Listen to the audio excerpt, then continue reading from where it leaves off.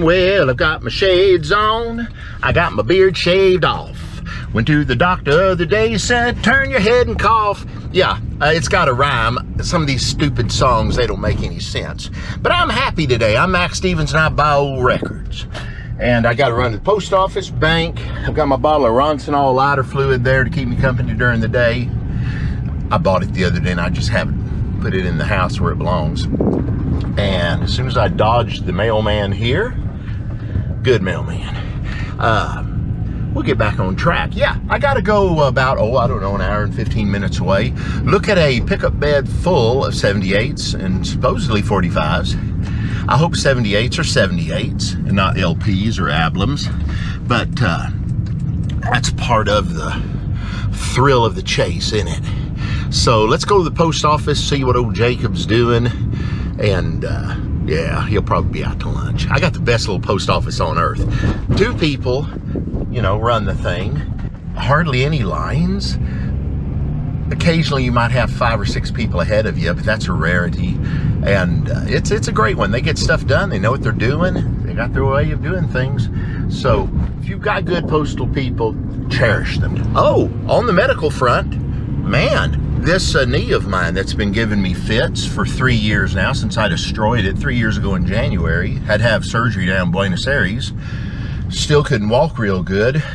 I either got the best placebo on earth from this medical study, or they gave me the medicine, because I'm at 0 pain in it now for a week.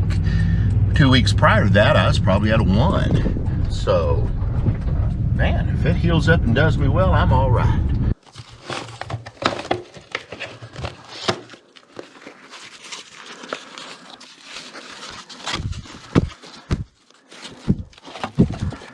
Yeah, there's some labels I look for more than others, and I know.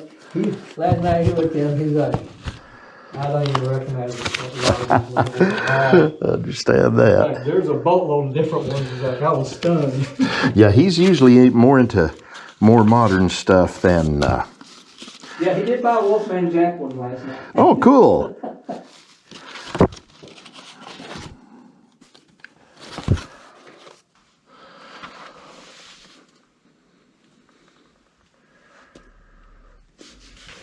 I don't know what this guy, if he had a record store, or, He must have.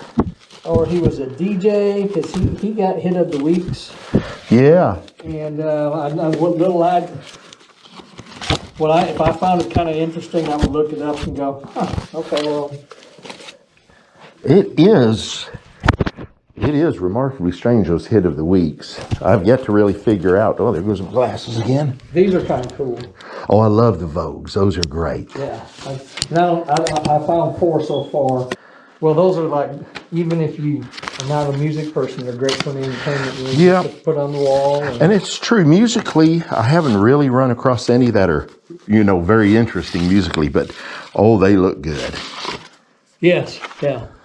So I pulled them out and took them home. I remember that one. My in-law was like, oh, those are cool. Of course, they weren't around very long. They just didn't make much of an impact. Right.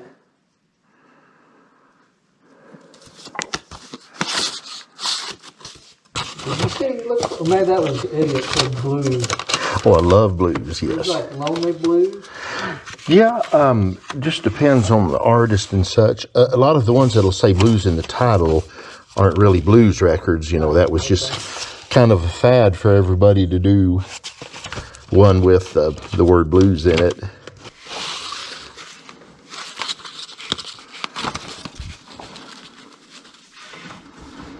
One by Mae West, I really liked her.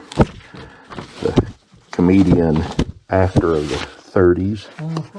Yeah, so far though it looks like it's mostly big band and pop, which is sadly not very popular now for collecting. I bought a collection like this recently because just mostly to get the sleeves. Oh, really? Yeah, I had donated the records, but there's A.A. Allen, the old radio preacher that He got pulled over by the police one night in the 50s. He had a lot of wine in the front seat, but he had a trunk full of money in the back. Well, cool. I went through that whole thing because I thought it was an all or none buy. So I did that, and I didn't see enough there for me to buy everything. But then he said he'd sell individually. So I pulled out 30 and paid him well for it, actually. I think $5 each or something like that it came out to. But there's a lot of neat, you know, some jazz, hot dance bands, some decent hillbillies, and some Vogue picture discs. So I'm going to stop up ahead. I might as well show you what I bought, because it's some neat stuff. This really intrigues me. This is a 12-inch 78, the Buffalo Skinners by Brownie McNeil and Jesse James. I mean, it sounds like a couple of Western ballads, but Sonic, Austin, Texas. Shoot, I'm not passing that by. Pretty little snow deer. Pretty snow deer. Ernest Stoneman. That's hillbilly-ish. These are neat. Rumba, Vogue picture disc. I think I've got 4 of them here. Yeah. These are more of the same. Cool picture discs on Vogue. That sleeve just torn in half. And I think I've got an extra one too. There's Georgia Tom, Grieving My Blues, but it's just too whoop to be any good, but we'll see. And I bought these just because I like Mae West. Yes, I like Mae West. Come up and see me sometime. Oh yeah. That's all, brother. That's all. Mae West. My Man Friday, Mae West. I mean, I like that. Mae West is cool. She was a free lady. Ms. Lee Morris and her Bluegrass Boys. I just love her voice. Spectacularly beautiful lady. And what a voice. Read her story sometime. It's really neat. And we've got Arthur Fields. This is just, it's nothing for me to listen to, but I love the old Herschel Gold Seal labels. They're really neat. This is kind of cool. It's an Apollo, Connie Boswell. It's not going to be anything musically great, but again, it's a red wax oddity. We've got Lee Morse again on one of those beautiful Silver Star or Star Series Perfects. Just another great record there. Empire State in a clear tone that speaks for itself. A. Allen, these are neat.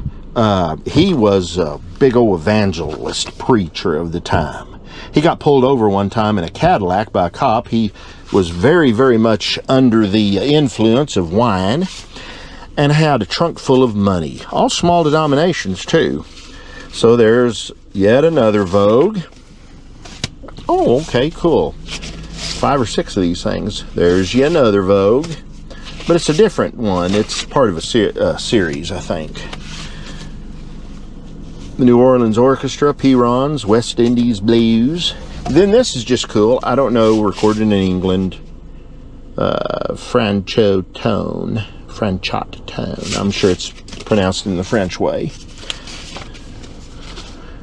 Uncle Jim Hawkins. And most of these are in really decent shape. And they all come with these marvelous... bought a broke one. Oh well, to heck with it.